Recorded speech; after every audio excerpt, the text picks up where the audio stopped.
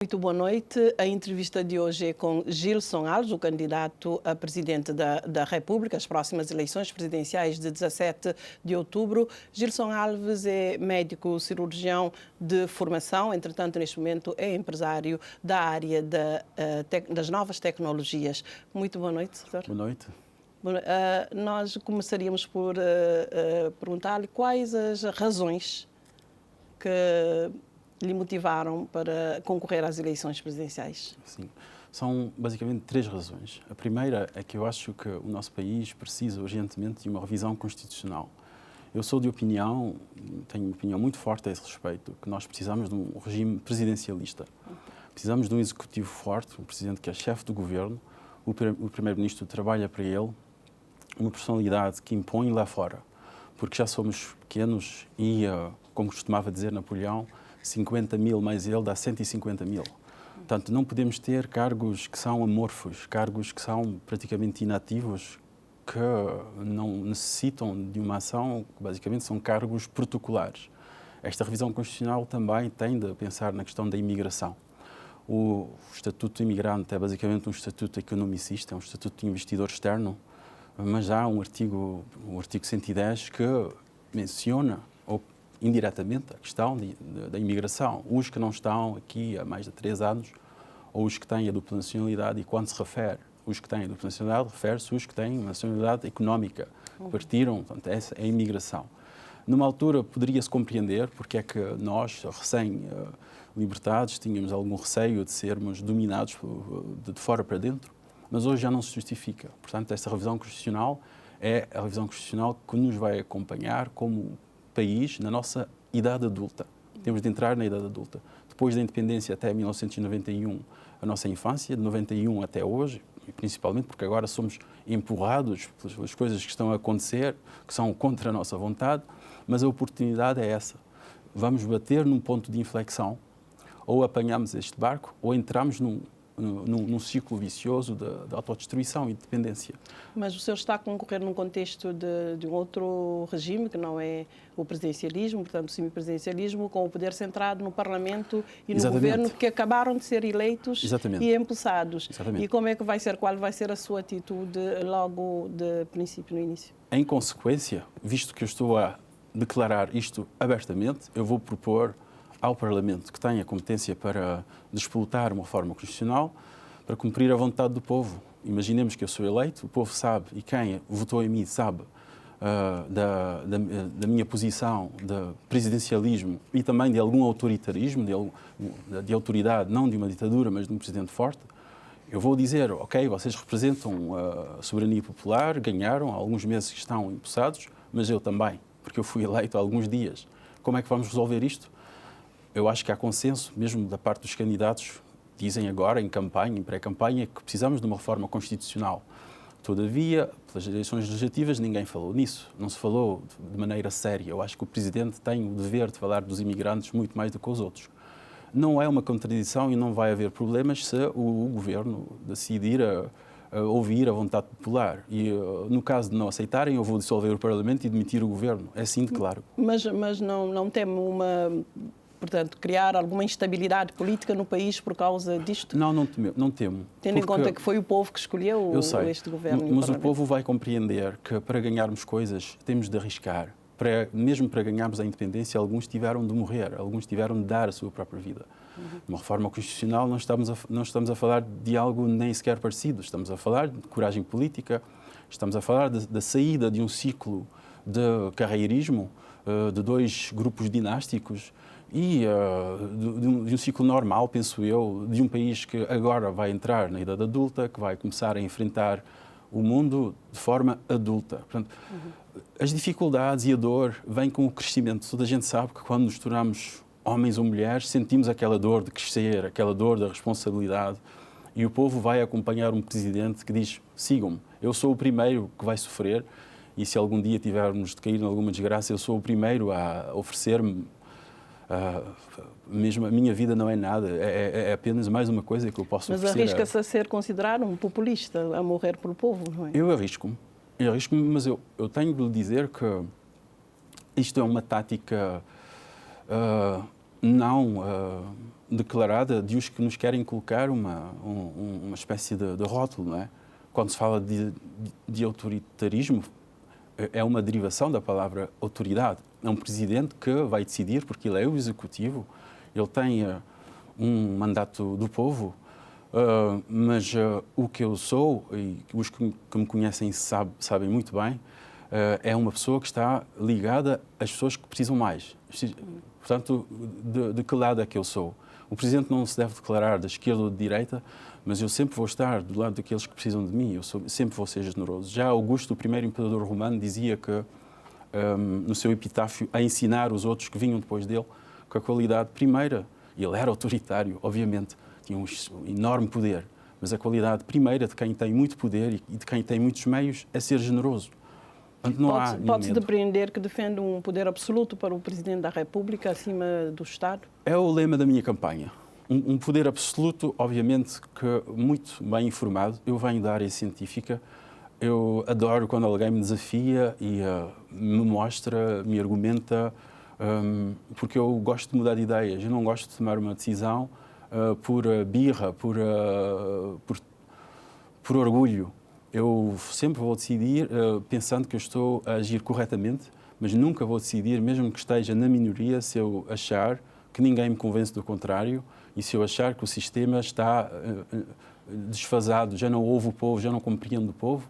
É uma carreira política que é à parte e um povo que, como acabou de dizer, que vai acreditar na estabilidade, que a melhor coisa que nós temos é esta fama de país estável, que a melhor coisa que nós temos a oferecer ao mundo é dar esse exemplo de país estável. Não. A melhor coisa que temos de fazer neste mundo é cumprir o nosso destino, o destino que Cabral sonhou, que Onésimo Silveira sonhou, os que têm falado de uma reforma de departamentalização, falo de regionalização, por exemplo. Portanto, Cabo Verde tem muitas coisas positivas a criar, tem muita ação, tem muita coisa a inventar, muitos empreendedores que têm como arma um computador, que podem mudar este mundo, que podem ser Steve Jobs ou Bill Gates ou o que quer que seja.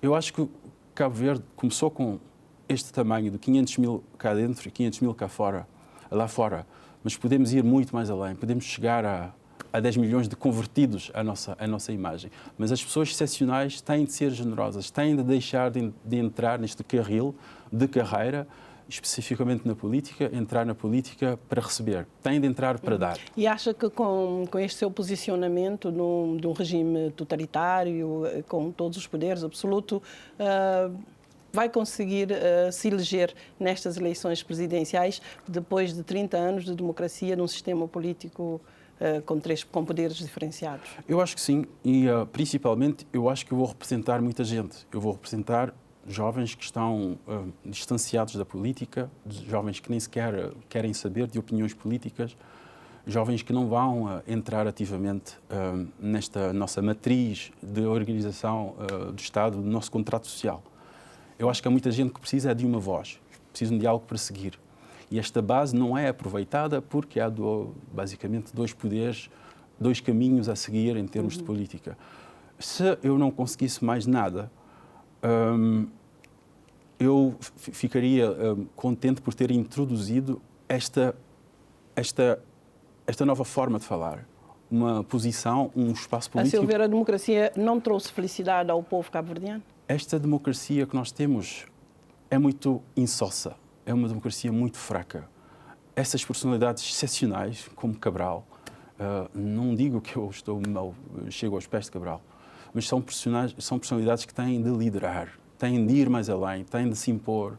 Eu tenho a impressão que quando o presidente de Cabo Verde, ou mesmo o primeiro-ministro, estão ao pé de presidentes portugueses, ou, sem ofender os portugueses, eles sentem-se muito pequenininhos, sentem-se subservientes, compreendo, uma consequência da nossa relação. Se calhar eles sabem quanto é que Portugal dá a Cabo Verde, quanto é que o Brasil dá a Cabo Verde. Mas se fosse quererá romper com este tipo de cooperação e de relação com alguns países. Exatamente. Se for o Gil Sonalves, basta que leiam alguma parte do meu currículo para perceberem este gajo é superior, se calhar, ao que nós temos aqui no Brasil ou em Portugal.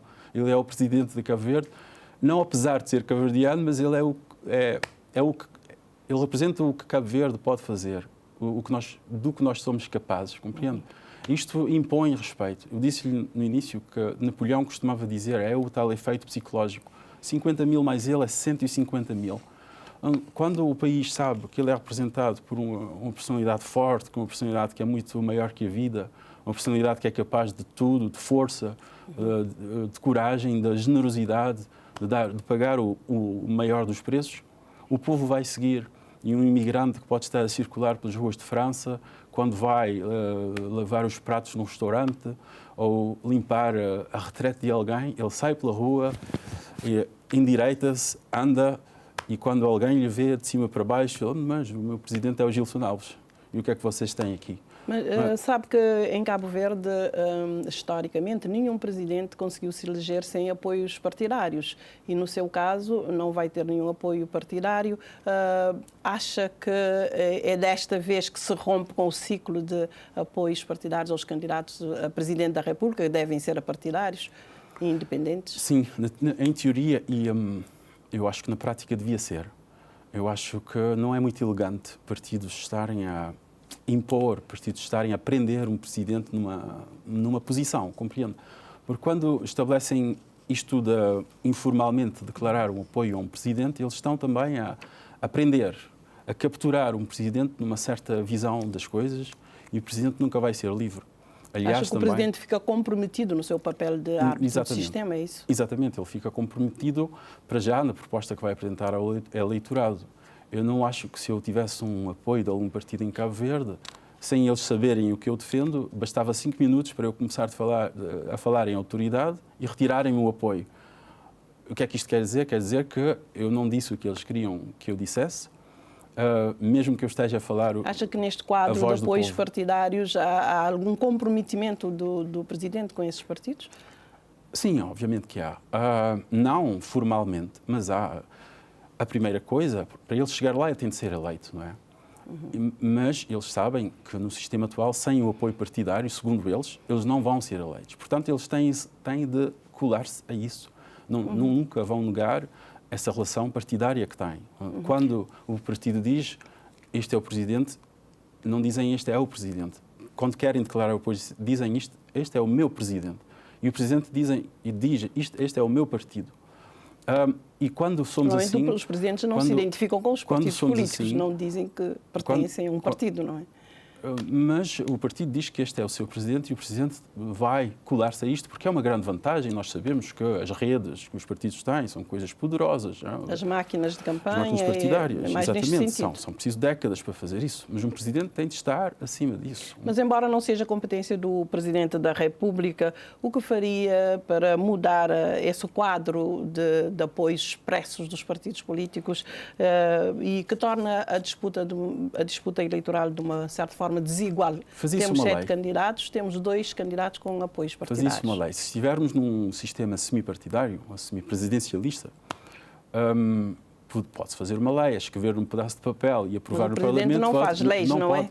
Bom, faz-se uma lei no Parlamento. Não se pode declarar. Na lei eleitoral poderia-se acrescentar uma adenda, um artigo, que não se pode declarar, mesmo que o apoio é subentendido, mas não se pode, porque desequilibra muitas coisas. E, quando dizem que, em teoria, um presidente é superpartidário, isto não é um candidato partidário, na prática não é. Mas no regime presidencialista, obviamente, que tudo muda, porque o presidente traz um conjunto de pessoas que vão sentar-se nas cadeiras podemos chamar um partido, mas não tem de ser um partido. Um presidente vem com uma lista de pessoas que vão sentar-se no Parlamento para executar o programa dele. Mas num regime presidencialista, como é que ficaria o poder da justiça, o poder judicial? Também dependeria da decisão do presidente? O presidente, num poder judicial, deve ser o garante máximo da correção da justiça ou da injustiça. A justiça deve ser justa, deve funcionar com justiça. E um presidente tem de ter, e não há outra maneira de fazer isso, tem de ter um grande poder de indultar e tem de falar. Tradicionalmente, nós temos os nossos órgãos de soberania e não se criticam abertamente. O Presidente só diz qualquer coisa quando finalmente já foi, como foi o caso do diplomata venezuelano que vai ser extraditado. Quando não dizem pela positiva, vão dizer pela negativa. Mas se ele não quer se meter na justiça, porque é que diz que está de acordo com uma decisão judicial? O Presidente deve, principalmente, corrigir actos injustos da justiça, porque a justiça é praticada por pessoas, vai ser corrompida algum dia. Damos poder ao homem e a corrupção é uma coisa natural, mesmo que seja involuntária. Quer dizer que não acredita na independência de poderes, não é? Eu acho que o poder e a justiça cometem erros. E um presidente que tem esse poder de indultar é a última esperança do povo. Imagine que um sistema vai descambar de tal maneira que alguma parte do povo vai ser perseguida pela lei, pela justiça, pelas leis normais, e o presidente está ali, ele não participa disso, desta campanha, mas ele sabe, é uma consciência, é a consciência do povo. Ele não está acompanhado de nenhum partido. No caso de nada funcionar, o presidente escreve, eu indulto, porque isto é injusto, é claramente injusto, há certos vícios, temos de corrigir isso. Que caminhos apontaria para que Cabo Verde alcance um verdadeiro desenvolvimento e crescimento económico, para mais igualdade entre os cidadãos, mais desenvolvimento, mais redução da pobreza no país? Quais os seus projetos? Eu tenho uma palavra, demografia. Demografia é destino. Um país grande, e nós pensamos grande, os excepcionais cabo-verdianos pensam grande, porque senão não seríamos independentes. A demografia é o destino, uma coisa leva a outra. Temos 1 milhão de pessoas, temos de pensar em converter mais pessoas à nossa nacionalidade. Temos de abrir as portas da nacionalidade. Primeiro, integrar os imigrantes para passarmos a ser 1 milhão de cabo-verdianos com todos os nossos direitos políticos, com residência fiscal em Cabo Verde, por exemplo, lá está, podem trabalhar na América e pode estabelecer convenções de residência fiscal em Cabo Verde, mas principalmente converter pessoas. Converter pessoas ao nosso ideal, apresentar o nosso startup político. E de que forma isso traria mais crescimento, mais económico? Obviamente que sim. Olha, Roma começou como uma pequena vila das traseiras, mas começaram a importar. Havia uma ideia muito embrionária. Não seremos ninguém se não chamarmos mais pessoas. As pessoas é que fazem um país. Um país com um grande território e sem gente não é país coisa nenhuma. Mas também um país como Cabo Verde, que tem poucas riquezas, terá que ter alguma fonte de capitalizar esse desenvolvimento. Mas eu ia dizer, a ferramenta dessa pessoa que vem para Cabo Verde é o seu computador. Onde, com o computador fazemos investimentos, criamos programas e são até a camada muito jovem, muitos deles estão à procura de um projeto.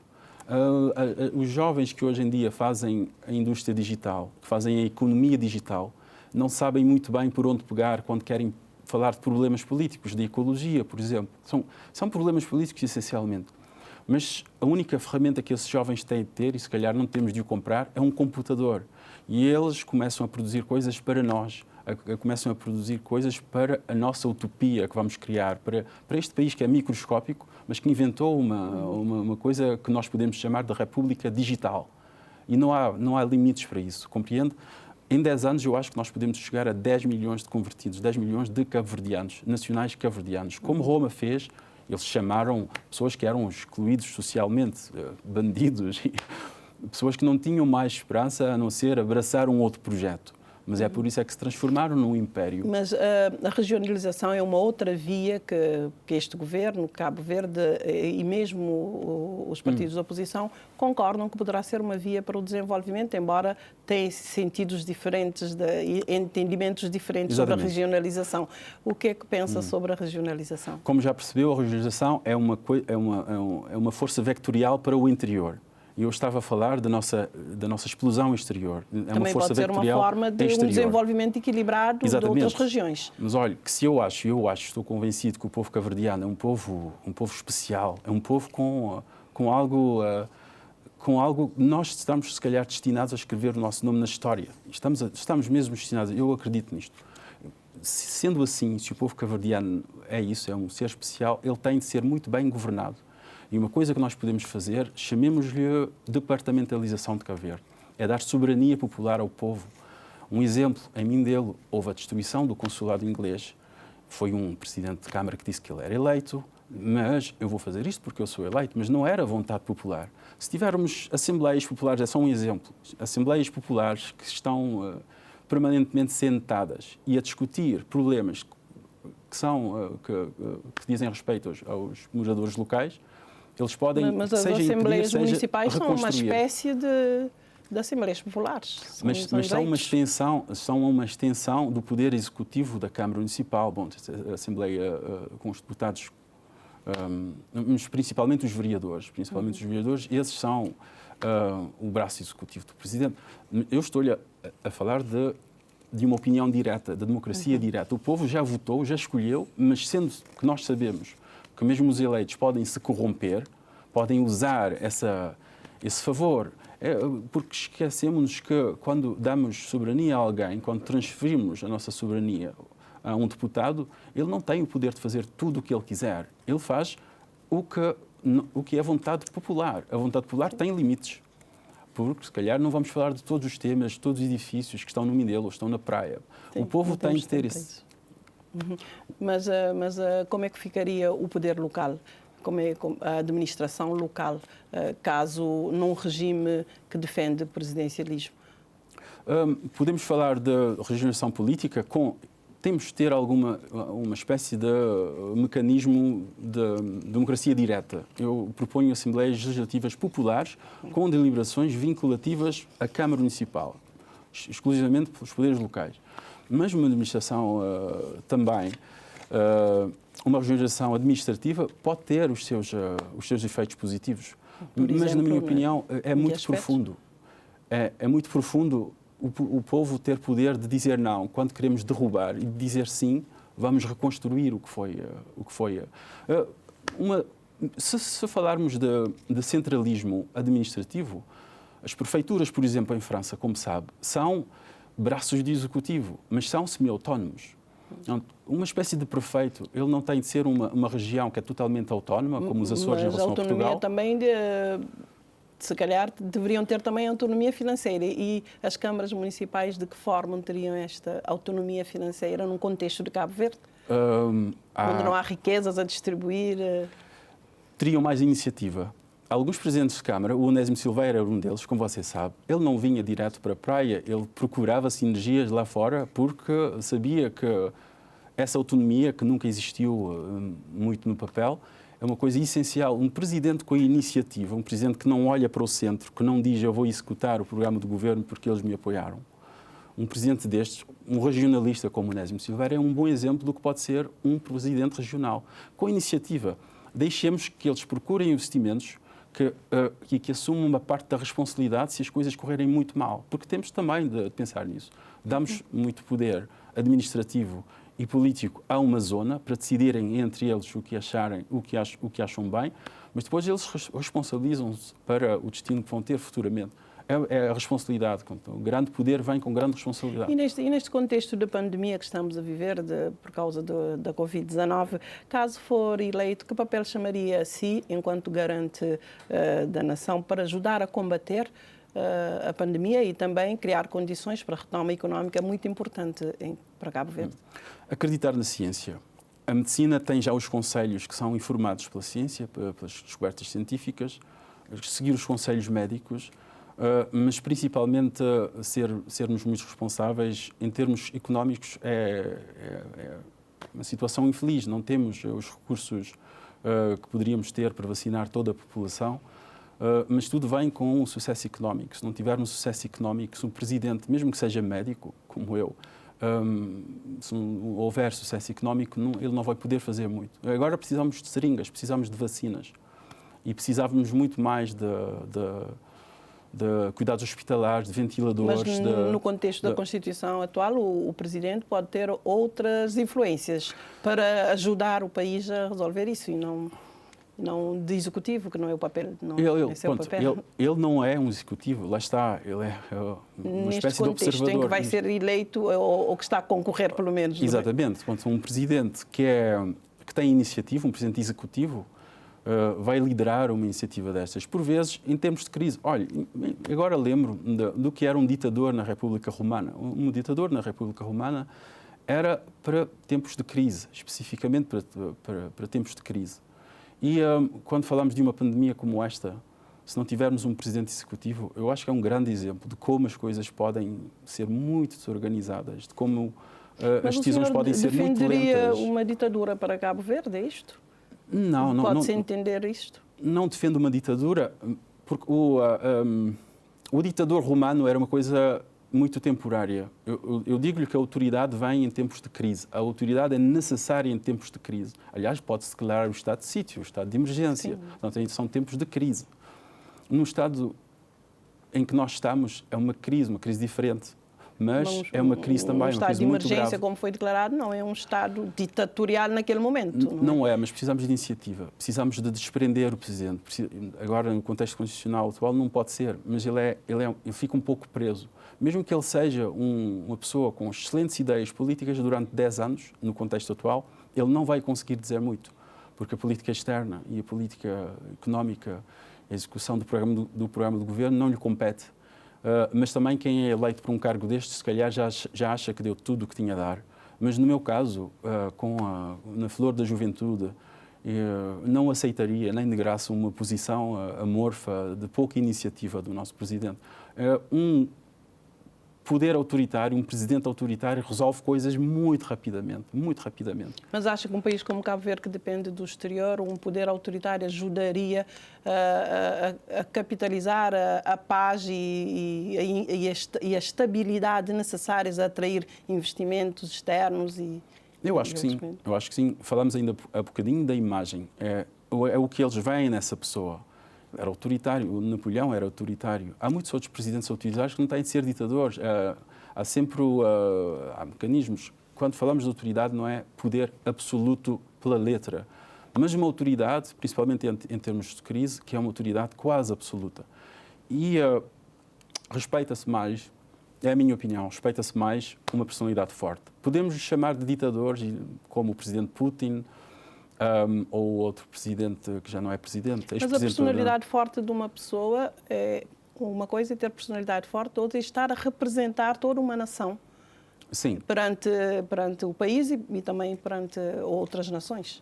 Certo, mas eu acho que um presidente deste tem de ser eleito. Eu não acredito na tomada de poder pela força. Um presidente que está ligado ao povo e quer transformar a vida de outras pessoas, que é o meu caso, seja de forma a inspirar, seja com programas de governação, tem de ser eleito. Ele tem de ser capaz de convencer. Eleito, mas investido de poderes absolutos. Investido de poderes, lá está, pronto. Ele pode ser autoritário, mas tem a soberania popular, ele representa a vontade popular e não acho que haja uma contradição. Portanto, os russos costumam dizer, vocês podem falar mal do nosso presidente, mas esse é o sistema que mais nos convém. Os russos dizem isso, eu acho que é muito fácil provar isso. Neste contexto de pandemia, caso for eleito, que papel, portanto, chamaria-se durante, ou o que é que pretende fazer durante a campanha eleitoral para preservar a saúde pública neste momento? A minha campanha vai seguir todas as regras sanitárias, vamos ser muito responsáveis. Eu não vou trocar um voto pela vida de um cabo-verdiano, nunca. Né? Mas eu preferia perder 1000 eleições do que ver alguém perder um familiar por nossa causa. Então, como é que vai ser a campanha eleitoral, a sua campanha eleitoral? Vai ser uma campanha de andar, de movimento, de mostrar o meu caráter e o caráter dos que me seguem, que estão comigo. Não vou poder ver toda a gente, mas olhos nos olhos para que eles vejam. Eu acho que o cabo-verdiano é muito bom a fazer isso, a aprender o caráter de alguém em poucos segundos. Ou gostamos ou não gostamos.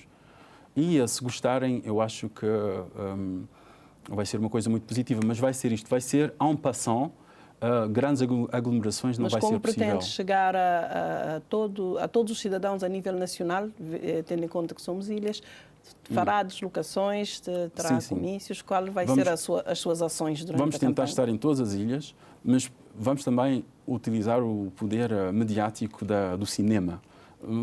Nós estamos a tentar organizar a abertura da nossa campanha para ter aspectos dramáticos e usar o poder do cinema, o poder de um evento bem organizado, geometricamente organizado, com tochas, por exemplo, à meia-noite do dia 30, meia-noite e 1 do dia 30, para tentarmos chegar ao coração das pessoas, não a abraçar toda a gente, se bem que eu gostaria muito de abraçar toda a gente, ou a dar camisolas que passam de mãos em mãos a toda a gente, mas a usar um pouco o poder da comunicação social, das novas tecnologias e a organização, a disciplina. E com que recursos vai contar para fazer tudo isto, já que não tem apoios partidários? São os meus recursos. Não tem mais recursos próprios? Eu vou patrocinar 100% da minha campanha. Lá está. Temos de colocar o nosso dinheiro lá onde a nossa boca está.